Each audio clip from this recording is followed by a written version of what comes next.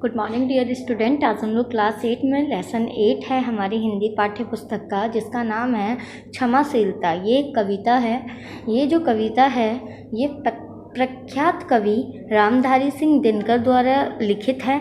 इसमें प्रस्तुत कविता में कवि ने मानव जीवन में दया, क्षमा, त्याग, ताप, मनोबल आदि गुणों को इंगित यानी इशारा करते हुए बताया है कि इन गुणों का प्रयोग इन्हें पाने योग्य लोगों के लिए ही करना चाहिए, क्योंकि दुश्मन या दुष्ट लोग इन्हें आपकी कार्यता कहेंगे। यानी जो लोग आपके अपने हैं, इन शब्दों का प्रयोग सिर्फ उनके लिए करें, है ना। यानी यदि आप ये इन क्षमा, त्याग, दया, ये दया भावना की अगर कृपा अगर अपने दुश्मन को दिखाओगे तो वो आपकी इसको कायरता समझेगा, है ना। तो कायरता हमें क्यों किसी के सामने, अपने दुश्मन के सामने प्रकट करनी है? तो ऐसा तो करना ही नहीं है। तो सबसे पहले जान लेते हैं, क्षमा मतलब होता है माफ़ी, दया मतलब करुणा, त्याग मतलब बलिदान, है ना।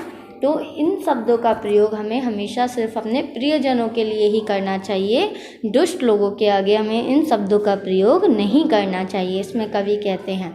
ठीक है, तो सबसे पहले आई होप सो आपको समझ में आ रहा होगा। तो चलिए एक एक पैरा करते हुए समझते हुए चलेंगे कि क्षमा, दया, ताप, त्याग, मनोबल सबका लिया सहारा, पर नर व्यद सूर्योधन तुमसे कहो कहाँ कब हारा। इसमें यहाँ पे कवि पांडवों के बारे में चर्चा कर रहे हैं, है ना। पांडवों के बारे में बता रहे हैं कि यहाँ पांडव कहते हैं कि क्षमा, दया, ताप, त्याग, मनोबल इन सब का सहायता लेने से उपरांत व्यर्थ सूर्योधन या अर्थात दुर्योधन, है ना। इसमें सूर्योधन से मतलब है दुर्योधन, बताओ मैं तुमसे कहाँ और कब हारा, है ना। जो पांडव थे उनकी जो दया भावना की जो इच्छाएं थी, तो उसको जो दुर्योधन था, है ना, वो उनकी कायरता समझ रहा था उसको, लेकिन वो उनकी कायरता नहीं थी। ठीक है, तो उसमें जो पांडव हैं वो यही कहते हैं कि क्षमा, त्याग, तप, त्याग, मनोबल इन सब का सहायता लेने के उपरांत व्यर्थ दुर्योधन, बताओ मैंने तुमसे कहाँ और कब हार गया। आपको पहली पंक्तियों की 4 लाइन का अर्थ आपको पता चल गया होगा।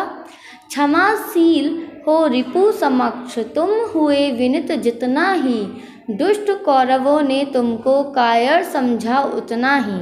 मतलब इसमें श्री कृष्ण पांडवों को समझाते हुए कहते हैं कि जितना तुम क्षमाशील हुए उतना ही यह दुष्ट कौरवों ने तुमको कायर यानी अर्थात डरपोक समझा, है ना। दोबारा एक बार बता देती हूँ मैं कि क्षमाशील हो रिपु समक्ष, तुम हुए विनित जितना ही, दुष्ट कौरवों ने तुमको कायर समझा उतना ही। इसमें श्री कृष्ण पांडवों को समझाते हुए कहते हैं कि जितना तुम क्षमाशील हुए उतना ही ये दुष्ट कौरवों ने तुमको कायर अर्थात डरपोक समझा। चलिए तीसरा वाला पैरा जो है उसको पढ़ते हैं, उसको समझते हैं। क्षमा शोभती उस भुजंग को जिसके पास गरल हो, उसको क्या जो दंतहीन विष रहित विनित सरल हो। इसमें बस पहले कुछ शब्द हैं, उसका मतलब जानते हैं। सुभोती मतलब सुभाती, शोभा देना। भुजंग मतलब सांप, गरल मतलब होता है विष, और विनित मतलब सरल सज्जन। ठीक है, तो एक एक शब्द का मैंने मतलब बताया। ठीक है, उसके बाद आप देखेंगे कि इसमें कवि कहते हैं कि क्षमा उस सर्प की शोभा देता है, मतलब उस सांप को शोभा देता है जिसमें विष होता है।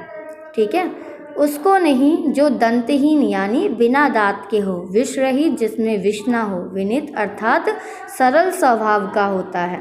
अर्थात कवि यह संदेश देना चाहते हैं कि जो पहले से ही दुर्बल हो उसे क्षमा शोभा नहीं देती है।